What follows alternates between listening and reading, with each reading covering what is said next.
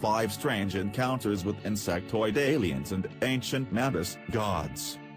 It's probably Bug Week somewhere in the world, so, in honor of this tradition, let's take a look at the protagonists of some of the strangest alien encounters, the Mantis or Insectoid aliens.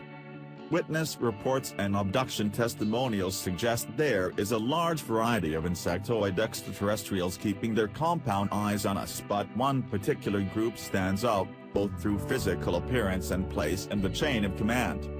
While the gray alien figure is commonly described by those who've been aboard an extraterrestrial craft, there is reason to suspect they aren't actually the ones in charge. In some instances, abductees reported the presence of insect-like creatures overseeing or commanding the entire operation. Although insectoid aliens do not appear in the recollections of all abductees, it's safe to assume that the creatures occupying the highest positions in the chain of command wouldn't have to show their presence. The medical procedure can be performed by the lower echelon personnel, the short grays. The most common description of an insectoid alien says they stand up to 9 feet tall and walk in a bipedal position. These beings have narrow faces with long, slanted eyes. Their thin, delicate torsos bring them one step closer to the praying mantis that lent them its name. There are several theories trying to explain the nature and origin of the mantis aliens. Some UFO researchers believe that the insect-like nature is a clue about their earthly origins. They cite the fact that insects have been around for a long time and they had plenty occasions to evolve into a sentient, and ultimately highly intelligent life form. The oldest insect fossil is estimated to be over 400 million years old, giving these invertebrates ample time to become self-aware and a dominant life form. It's been speculated that by the time the dinosaurs were wiped out during the Cretaceous, Paleogene extinction event, the insectoids had already achieved a technological level superior to our own. This allowed them to weather out the bad times in underground cities, where they continued evolving and experimenting. Some theorists even believe it was the insectoid aliens who engineered the reptilians by splicing their own DNA with that of the most intelligent dinosaurs living at that time. Others disagree with this theory, claiming instead that Mantis aliens evolved elsewhere in the universe, stumbling upon Earth millions of years ago and keeping their eyes on it ever since. This actually seems more plausible than the endemic to Earth Mantis alien theory. After all, why would these insectoids abduct humans aboard their UFOs when they still operated underground facilities? According to Amaraya, a woman who has been in telepathic contact with Mantis beings, these aliens originated in the Sombrero Galaxy, a spiral galaxy 3 times smaller than our own Milky Way. It's located approximately 28 million light-years from Earth, in the constellation of Virgo. Amaraya was told that Mantis beings evolved on an insect planet several hundred million years ago and were one of the first species in our universe to develop advanced self-awareness. They developed the use of tools, but in unison they became highly sensitive to sound and light and its reflection in colors. They used this special heightened awareness and became highly advanced in the connection and use of frequencies to change their environment and to communicate with each other and their surroundings. Another interesting glimpse into the world of Mantis aliens is provided by artist and abductee David Huggins. He described many of his encounters with insectoid extraterrestrials and various other hybrids in a book called Love in an Alien Purgatory. As the title suggests, Huggins was involved in a lot of hybridization experiments aboard an extraterrestrial craft captained by a Mantis being that also oversaw all experiments.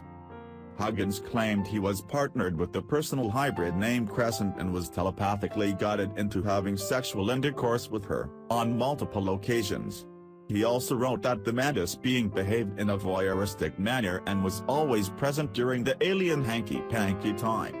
Was this because he wanted to learn or simply because he desired to telepathically absorb the emotions the two experienced? Huggins was unable to provide an answer, but the Mantis' continued presence showed that he wasn't there on academic missions alone.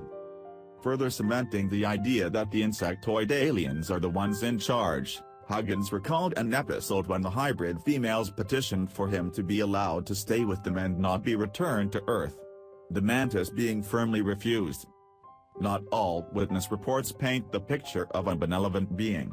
There are accounts that portray creatures of a violent nature, often attacking unprovoked.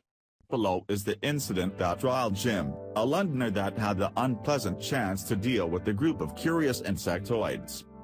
I woke up at about 2:30 in the morning to find a tall praying mantis-looking being and a cloaked being by the side of my bed. I thought to myself, what crazy dream is this? The cloaked being looked at me from beneath its hood, revealing its black skin, which appeared leathery and reflecting light much like a beetle's skin. I shut my eyes, thinking this must be a realistic dream. But when I reopened my eyes, the figures were unfortunately still there. Jim recalls being paralyzed with fear as the insectoid aliens used a metal object to shine a green light onto his eye and then his skull. The procedure was painful and traumatic and, even though it happened in 2001, Jim still gets the chills from time to time. I sometimes hear clicking sounds inside my head.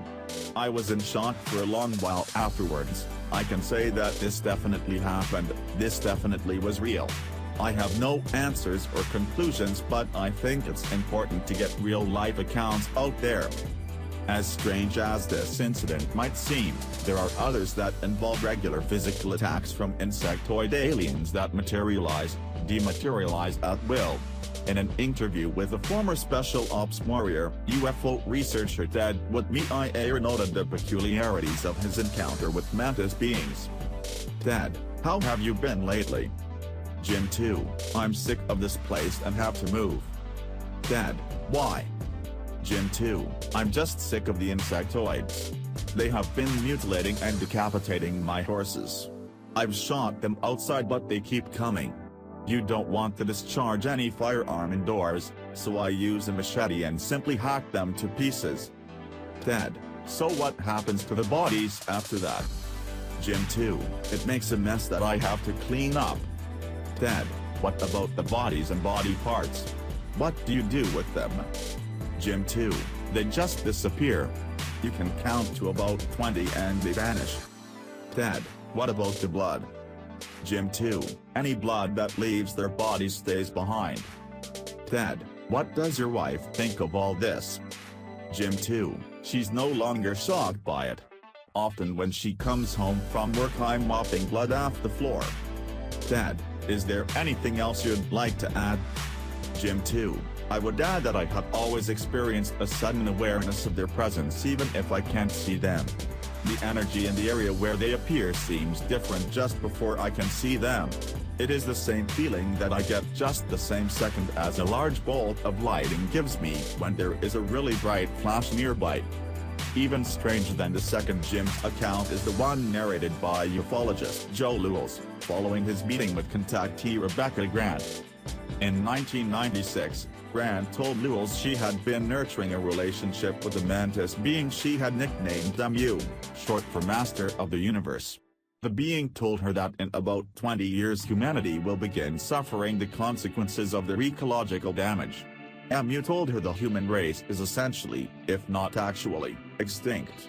This message has been delivered before, but this was the first time it came from an alien bug creature claiming to rule the cosmos. But it doesn't stop here. When Lewis asked Grant to inquire whether MU had intervened in Earth's history, she was given an outstanding answer. The mantis being identified himself with Jehovah, the ruthless God of the ancient Israelites. Yes, the same one that caused the global flood and gave Moses the stone tablets of law. Like with any other extraterrestrial species, details surrounding the mantis aliens are sometimes conflicting. But you have to remember most descriptions of insectoid extraterrestrials come from people who suffered at their hands, pincers, and recalling traumatic experiences can sometimes produce distorted memories. The same thing goes for hypnosis. But let's not get bogged down in details. If the gray aliens aren't the ones running the show, perhaps it's the insectoid aliens we should be worrying about. So stay safe and don't walk into any tractor beams. We really hope you enjoyed this video and don't forget to share it with your friends. Thank you.